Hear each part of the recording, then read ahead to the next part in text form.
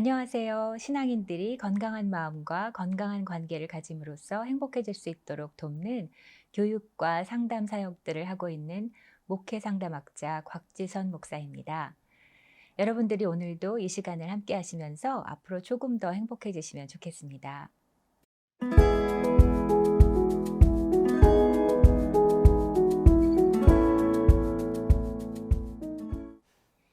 우리 아이들이나 손주들이 행복하지 않다면 우리도 행복하기 어렵다는 것은 너무나 잘 알고 있는 사실입니다.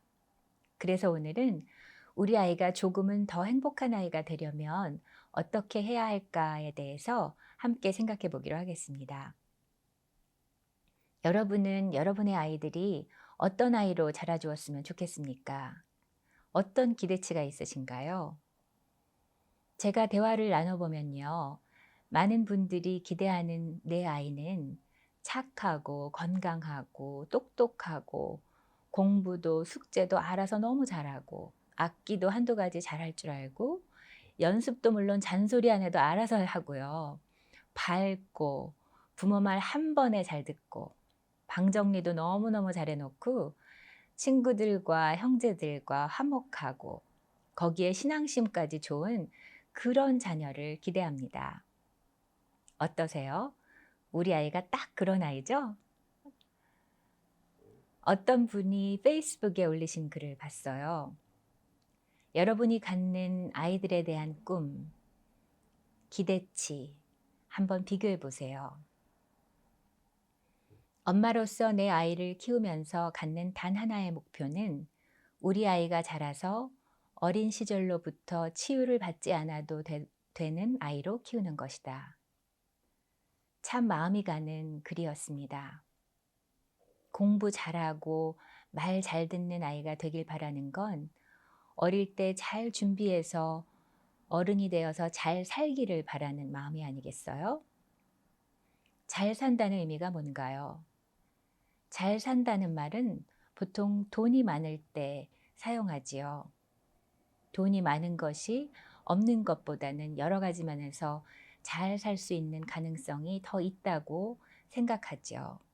그래서 좋은 직장이 필요하고 학벌이 필요하고 그러려니 공부해야 하고 그러면 좋은 배우자도 만날 수 있을 테고요. 그러나 이런 것들이 행복을 가져다 주지 않는다는 것은 제가 말하지 않아도 여러분도 사실은 너무 잘 아십니다. 원래 잘 산다는 것은요, 관계, 즉 사이가 좋다는 의미랍니다.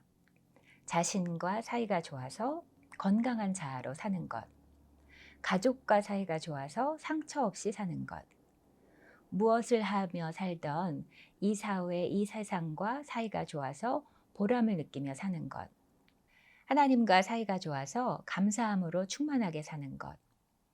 그런데 현실은 너무 이쁘고 착한 애들도 점점 말 안 듣고 자기 맘대로 하려고 하고 거짓말에 반항까지 그런 아이를 혼내고 속상해하고 끙끙 앓는 그런 가정이 대부분이지요.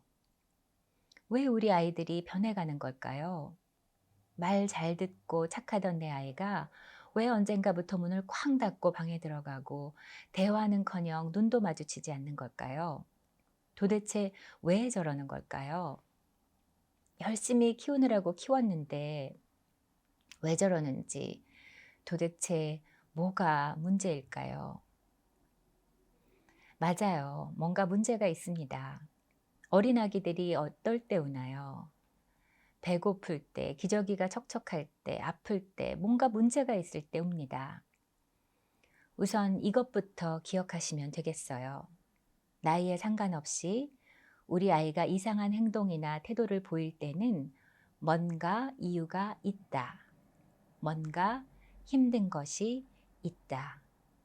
아이들이 마음에 안 드는 행동을 할 때 여러분들은 어떻게 반응하세요? 얼마 전에 유튜브에서 뭘 보다가 옆에 쭉 뜨는 동영상들 중에서 눈에 띄는 것이 있었어요. 욕하는 아이에 대한 것이어서 클릭해 보니까 동상이몽이라는 TV 프로그램의 한 부분이더라고요. 엄마가 모든 말에 욕을 함께 섞는 고등학생 딸아이를 고치려고 애쓰다가 안 되니까 이 프로그램에 나오게 해서 서로의 이야기를 듣고 누구 말이 더 관중의 응원을 받는지 그런 것을 보는 형식이었던 것 같아요. 그런데 이 말이 그 동영상의 댓글에 달려 있었어요. 나는 부모님의 두 번째 인생이 아닙니다. 맘대로 하지 말아주세요. 그리고 수백 명이 좋아요를 눌렀더라고요. 그리고 아이들이 부모에게 자주 듣는 상처되는 말들이 그 아래 댓글로 수없이 달려 있었습니다. 뭘 잘했다고 울어? 너만 힘드니? 너보다 힘든 사람 많아. 나는 더 힘들어. 엄마한테 버릇없이 왜 꿀먹은 벙어리처럼 가만히 있어? 이번 시험 점수 몇 등이야? 떨어지면 혼날 줄 알아? 집에만 있으면 친구 안 만나? 왜 방구석에서만 놀고 있어? 나가면 공부는 안 하고 어딜 그렇게 다녀? 쓸데없는 소리 하지 말고 공부해. 다 너 잘 되라고 하는 말이야. 네가 쉴 때 다른 애들은 이제 엄마라고 아빠라고 부르지도 마. 너가 무슨 우울증이니? 어른들 싸움에 애가 왜 끼어드니? 아이를 사랑하고 염려해서 하는 말들, 위하는 마음에 무심코 던진 말들, 아이에게는 비수가 되기도 합니다. 부모님의 이런 흔한 반응들에는 공통점이 있습니다. 아이의 생각이나 느낌, 마음에 관심을 두는 말들은 하나도 없습니다. 말하는 부모의 생각만 들어있어요. 프로그램에 출연한 이 아이가 욕을 하게 된 이유가 나왔어요. 학교 친구들이 아이의 외모를 가지고 학교 카톡 단톡방에서 놀린 거예요. 한번 누군가 시작하면 일파만파되지요. 아주 예민할 때 그게 상처가 되고 놀림을 받지 않으려면 세게 보여야 한다고 생각했던 거예요. 그래서 욕을 섞기 시작한 거죠. 아마도 그러다가 습관이 되고 심해졌겠죠. 아이가 그 이야기를 하면서 많이 울더라고요. 그리고 부모에게 말도 못했고, 여러분에게 아이가 그런 일이 있어서 힘들다고 하면 어떻게 반응하시겠어요?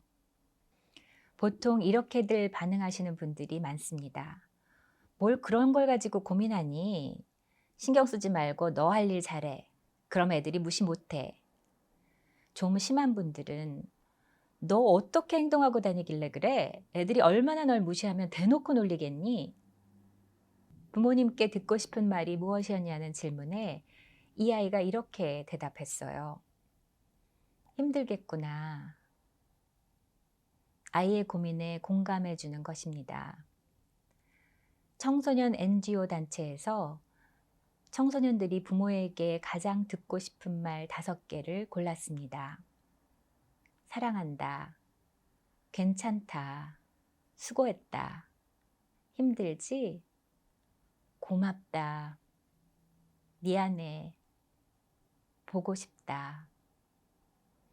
아이들이 듣고 싶은 말은 결국 나를 있는 그대로 존중하고 사랑해 주세요입니다. 사람은 존재 자체로 존중받을 때 본인의 모습대로 살아갈 희망을 갖게 되는 것입니다.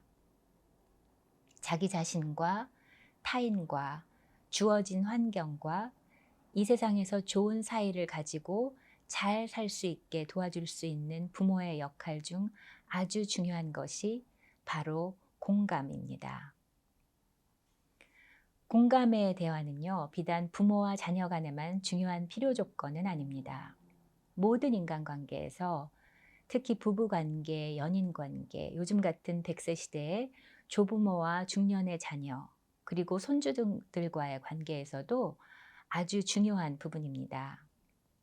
손주들이 자주 찾아뵙고 싶은 할머니, 할아버지가 되고 싶으실 거예요. 예수님은 이에 대해서 어떻게 말씀하셨을까요? 돌아온 탕자의 이야기를 생각해 봅니다.